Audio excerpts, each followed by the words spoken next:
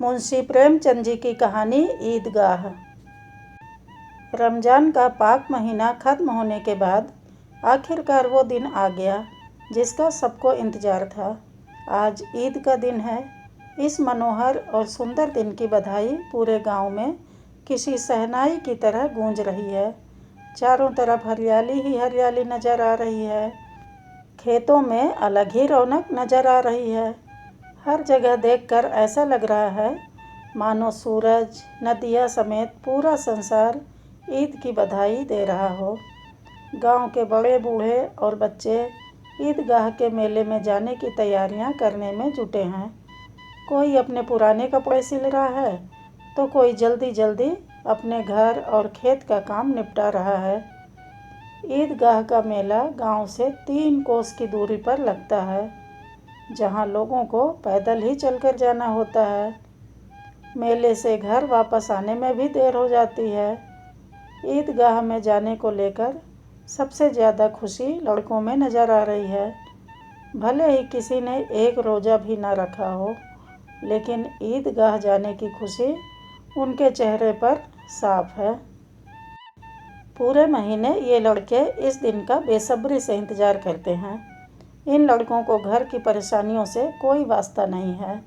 घर में सेवइयाँ बनाने के लिए दूध और शक्कर हो या ना हो, इन्हें तो बस सेवइयाँ चाहिए।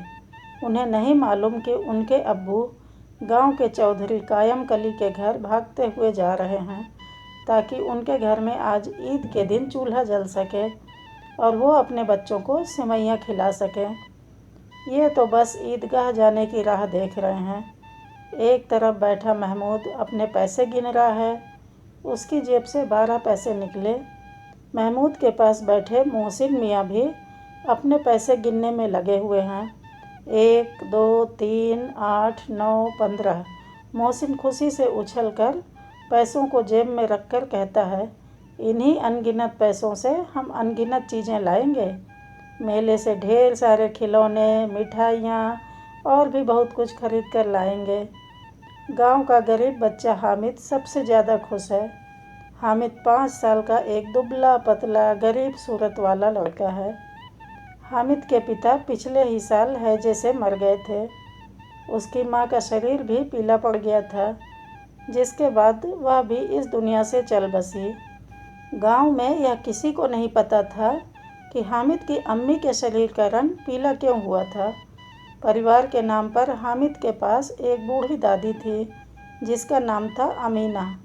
अमीना ने हामिद को बताया था कि उसके अब्बा बहुत सारे पैसा कमाने गए हैं और उसकी अम्मी अल्लाह के घर उसके लिए अच्छे अच्छे खिलौने लेने गई हैं। यह सब सोचकर और दादी की ऐसे बातें सुनकर हामिद बड़ा खुश रहता था। वह कहता, जब उसके अब्बू और अम्मी वापस आएंगे तो ढेर सारे पैसों और खिलौनों से वह मोहसिन, नूरे और सम्मी को चढ़ाया करेगा। अपनी गरीबी से हामिद और अमीना दोनों ही वाकिफ़ थे। हामिद के पास एक भी जोड़ी जूते नहीं थे। उसके पास सिर्फ एक पुरानी और गंदी टोपी थी। यह सब सोचकर बूढ़ी अमीना अपनी कोठरी में बैठी रो रही थी कि आज ईद के दिन भी उसके घर में खाने के लिए कुछ नहीं है। वह ईद के दिन को कोस रही थी कि जब उसे ऐसे ही अंधेरे में रहना है तो ईद आती ही क्यों है।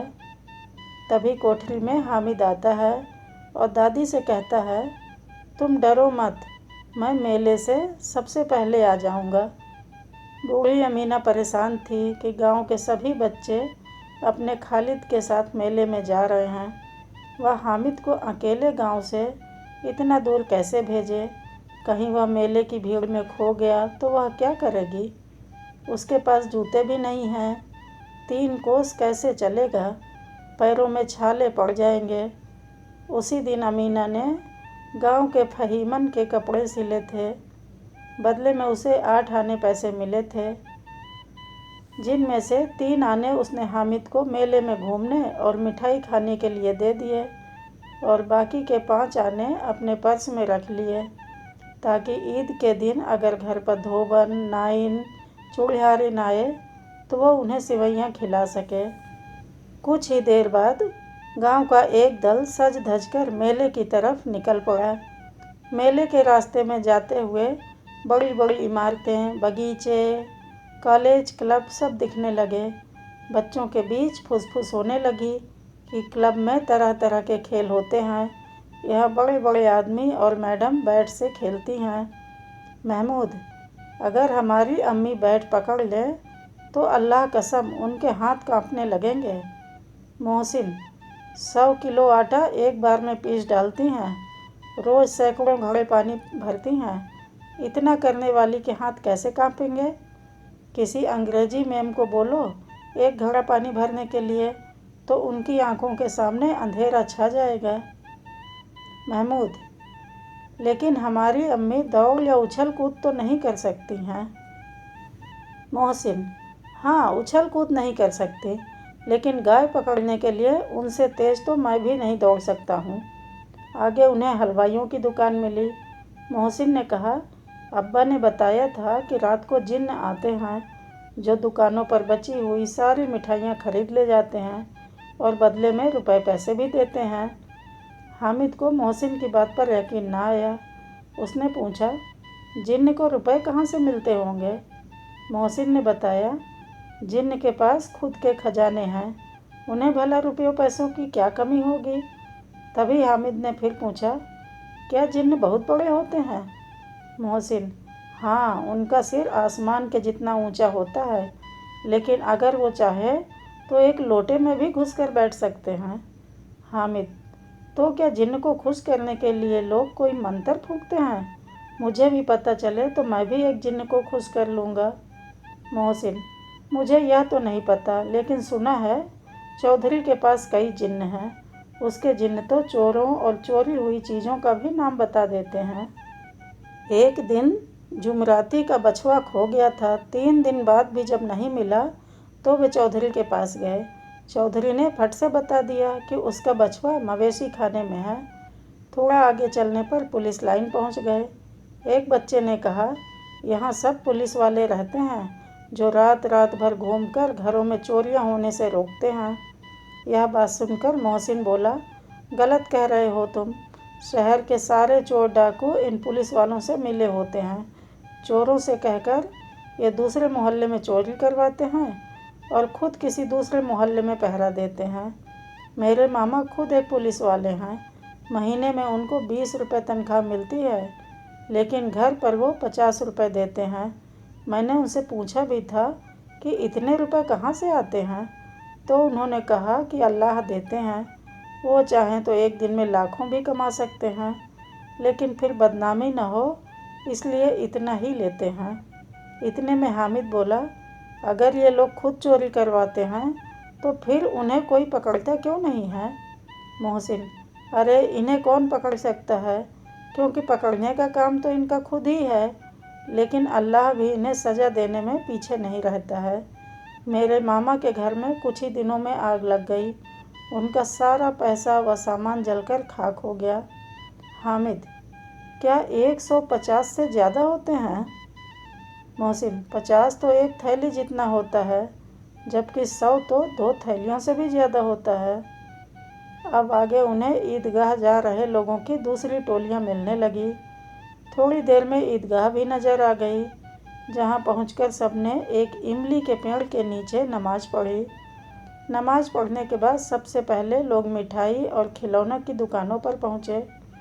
हामिद को छोड़कर महमूद, मोहसिन, नूरे और सम्मी सभी एक एक पैसा देकर घोड़ों और ऊँटों पर बैठकर सवारी का आनंद लेने लगे। इसके बाद सभी खिलौने की दुकान पर गए। महमूद ने 2 पैसे का सिपाही खरीदा, जिसने खाकी वर्दी और लाल पगड़ी पहनी थी। उसके कंधे पर बंदूक भी थी। मोहसिन ने भी 2 पैसे में पानी पिलाने वाली भिश्ती खरीदा। उसकी कमर झुकी हुई थी और उसके ऊपर पानी भरने वाला मशक रखा हुआ था।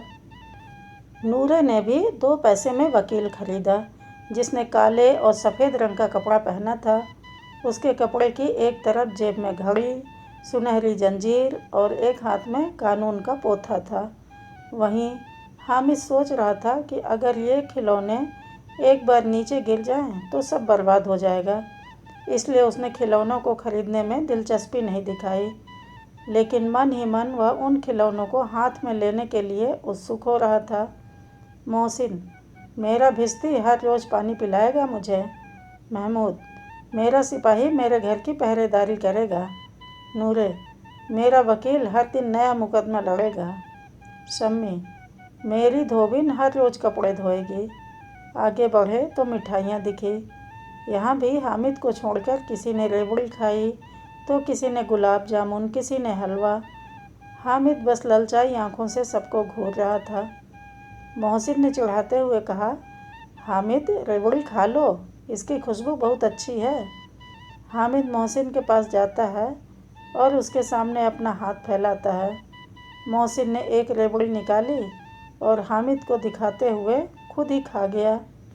यह देखकर महमूद, नूरे और शम्मी तालियां बजाकर हंसने लगे। तभी महमूद कहता है, हम तुम्हें गुलाब जामुन खिलाएंगे। मोहसिन तो शरारती है। इस बार हामिद ने साफ साफ उन्हें मना कर दिया कि वो मिठाई नहीं खाएगा। मिठाइयों की दुकानों के बाद मेले में कुछ लोहे की चीज़ों की दुकानें थीं, जहाँ पर तरह तरह के नकली गहने भी थे। लड़कों को इनमें कोई दिलचस्पी नहीं थी, तो वे मेले में आगे बढ़ गए और शरबत पीने लगे। लेकिन हामिद एक चिमटे की दुकान के सामने खड़ा हो गया। उसे याद आया कि रोटी बनाते समय उसकी दादी के हाथ जल जाते हैं। उसने सोचा कि अगर वह चिमटा खरीद लेगा तो दादी का हाथ नहीं जलेगा और वह उसे ढेर सारी दुआएं भी देंगी। हामिद दुकानदार से चिमटे की कीमत पूछता है। पहले तो दुकानदार हामिद को मना करता है कि यहाँ उसके काम की कोई चीज़ नहीं है, लेकिन बाद में उसने बताया कि एक चिमटे की कीमत 6 पैसे है। अगर उसे लेना है तो वह 5 पैसे लगा देगा। हामिद ने कहा, क्या 3 पैसे में दोगे यह चिमटा?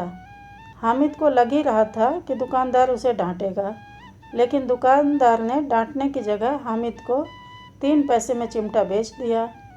चिमटे को हामिद ने अपने कंधे पर किसी बंदूक के जैसा रखा और अपने दोस्तों को दिखाने लगा। मोहसिन और महमूद ने हामिद के चिमटे का मजाक बनाते हुए कहा, क्या भला चिमटा भी कोई खेलने की चीज़ है? हामिद ने जवाब दिया, हाँ, मेरा चिमटा भी एक खिलौना है। कंधे पर रखूं तो यह बंदूक लगती है और हाथ में ले लूं तो किसी फकीर का चिमटा लगता है। मैं इस चिमटे से मजीरे का काम भी कर सकता हूँ। अगर एक भी चिमटा तुम्हारे खिलौनों को लगा तो इनका यहीं दम निकल जाएगा। शम्मी ने बजाने वाली खंजरी खरीदी थी। वह हामिद के चिमटे से काफ़ी प्रभावित हुआ। उसे हामिद से अपनी अंजरी के बदले चिमटा बदलने के लिए कहा, लेकिन हामिद ने उसे मना कर दिया। हामिद के बहादुर चिमटे से उसके सभी दोस्त प्रभावित हुए, लेकिन अब किसी के पास पैसे नहीं बचे थे और वे मेले से दूर भी निकल आए थे। मेले से वापस घर आते समय बच्चों के 2 दल बन गए थे। एक दल में मोहसिन, महमूद, शम्मी और नूरे, तो दूसरे दल में अकेला हामिद। इनके बीच अपने अपने खिलौनों को लेकर बहस होने लगी। तभी मोहसिन ने कहा, हामिद का चिमटा पानी नहीं भर सकता है। यह सुनते ही हामिद ने अपने चिमटे को सीधा खड़ा किया और कहा, मेरा चिमटा भिश्ती को एक बार डांटे तो वह दौड़ा हुआ उसके लिए पानी ला कर देगा। ऐसे एक एक करके जब सबके खिलौने हामिद के चिमटे से हार गए तो मोहसिन ने फिर से कहा, तुम्हारे चिमटे का मुंह हर रोज़ आग से जलेगा। इस बात को सुनते ही हामिद ने कहा, आग में तो बहादुर ही कूदते हैं। तुम लोगों के खिलौने पूरे दिन घर में रहेंगे और मेरा बहादुर चिमटा हर दिन आग में कूदेगा। ऐसे ही उनकी बहस थोड़ी और भी आगे बढ़ी, लेकिन अंत में हामिद और उसका बहादुर चिमटा जीत गया। बाकियों ने भी सोचा कि उनके खिलौने कुछ दिनों में टूट जाएंगे, लेकिन हामिद का चिमटा सालों साल नया बना रहेगा। कुछ देर तक चली उनकी आपसी बहस के बाद आखिर सभी के बीच सुलह हो गई। सुलह के नाम पर सभी बच्चे एक एक करके हामिद का चिमटा अपने हाथों में पकड़ते और हामिद भी एक एक करके उनके खिलौनों को देखता। हामिद ने सारे खिलौने देखने के बाद कहा, मैं तुम लोगों को बस चिढ़ा रहा था। भला कोई चिमटा कैसे किसी खिलौने की बराबरी कर सकता है? ये खिलौने बड़े सुंदर हैं। ऐसा लगता है कि बस अभी के अभी ये सारे बातें करने लगेंगे। हामिद की बात सुनकर मोहसिन ने कहा, लेकिन ये खिलौने देखने के बाद कोई हमें दुआ तो नहीं देगा। इतने में महमूद मियाँ बोल पड़े, दुआ छोड़े भाई, ये मिट्टी के खिलौने देखकर कहीं अम्मी जान हमें मारने न लगें। अपने दोस्तों की बातें सुनकर हामिद मन ही मन काफ़ी खुश हो रहा था। उसे यकीन था कि उसका चिमटा देखकर उसकी दादी बहुत खुश होंगी और उसे दुआएं देंगी। थोड़ा आगे जाने पर महमूद को भूख लगी तो उसने खाने के लिए अपने अब्बा से केले लिए। इस बार उसने हामिद को भी केला खाने के लिए दिया। ये केला हामिद को उसके चिमटे की वजह से मिला था। दिन के 11 बजते बजते मेले का पूरा दल गांव वापस आ गया था। मोहसिन जैसे ही घर पहुंचा, उसकी छोटी बहन ने उसके हाथ से भिश्ती को छीन लिया। तभी उसकी बहन के हाथ से भिश्ती ज़मीन पर गिरा और उसके टुकड़े टुकड़े हो गए। इसके बाद दोनों भाई बहन खूब लड़े। ऊपर से अम्मी जान ने भी दोनों को 2-2 चांटे लगाए। दूसरी तरफ नूरे ने अपने वकील को घर में सजाने का नया इंतज़ाम किया। वकील जैसे लोग अब ज़मीन पर तो बैठ नहीं सकते थे, इसलिए नूरे ने दीवार में खूंटियाँ लगाई। फिर उस पर लकड़ी का पटरा रखा। पटरे पर कागज़ के पन्नों से कालीन बिछाया गया। फिर कहीं जाकर उसके ऊपर वकील साहब को बैठाया गया। वकील साहब को गर्मी न लगे, इसके लिए नूरे बांस के पंखे से हवा करने लगा। लेकिन हवा का झोंका लगते ही वकील साहब पटरे के सिंहासन से सीधा ज़मीन पर गिरे और वो भी मिट्टी में मिल गए। वहीं महमूद ने अपने सिपाही के लिए एक पालकी का इंतज़ाम किया, जिसने उसने फटे पुराने कपड़े और एक छोटी टोकरी से बनाया था। फिर उसमें सिपाही साहब को लिटाया गया। इसके बाद महमूद और उसके दोनों छोटे भाई टोकरी को सिर पर रखकर इधर उधर घूमने लगे। उसके छोटे भाई अपनी तोतली आवाज़ में छोने वाले जागते रहो कहकर पुकारते चले जा रहे थे। अंधेरे का समय था। इसी दौरान महमूद को ठोकर लगी और उसकी टोकरी नीचे गिर गई। इस हादसे में महमूद के सिपाही की एक टांग टूट गई। इसके बाद महमूद ने खुद ही उसका पैर ठीक करने का फैसला किया। टूटे हुए पैर को जोड़ने के लिए गूलर का दूध लाया गया, लेकिन ये तरकीब काम न आई। बदले में सिपाही की दूसरी टांग भी तोड़ दी गई। अब हामिद मियाँ की बात करें तो वो जैसे ही अपने घर पहुँचा, उसकी दादी ने उसे गले लगा लिया। फिर उसके हाथ में चिमटा देखकर बड़ी हैरानी से पूछा, यह चिमटा किसका है? हामिद, मैंने मेले से ख़रीदा है। अमीना, कितने पैसे में? हामिद, 3 पैसे में। इतना सुनते ही बूढ़ी अमीना छाती पीटते हुए रोने लगी। हामिद को कोसने लगी कि कितना बेवकूफ़ लड़का है ये, दिन भर कुछ खाया पिया नहीं और मेले में जाकर सारे पैसों से ये चिमटा खरीद लाया। फिर उसने हामिद से गुस्से में पूछा, मेले में कोई और चीज़ नहीं थी क्या जो तू लोहे का चिमटा लेकर आया है? हामिद ने उदास मन से कहा, रोटियां बनाते हुए तुम्हारी उंगलियां जल जाती थी, इसलिए मैंने यह चिमटा खरीद लिया। हामिद की बात सुनकर बूढ़ी अमीना एकदम से चुप हो गई। उसके पास छोटे नादान बच्चे को कहने के लिए कोई शब्द नहीं थे।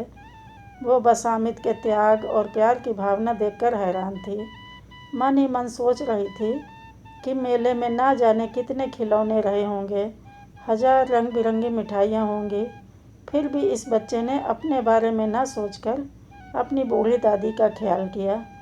वो बस अब अपना दामन फैलाकर रो रही थी और हामिद के लिए दुआएं दिए जा रही थी। हामिद बस बूढ़ी दादी के आंखों से गिरते आंसुओं को देखे जा रहा था।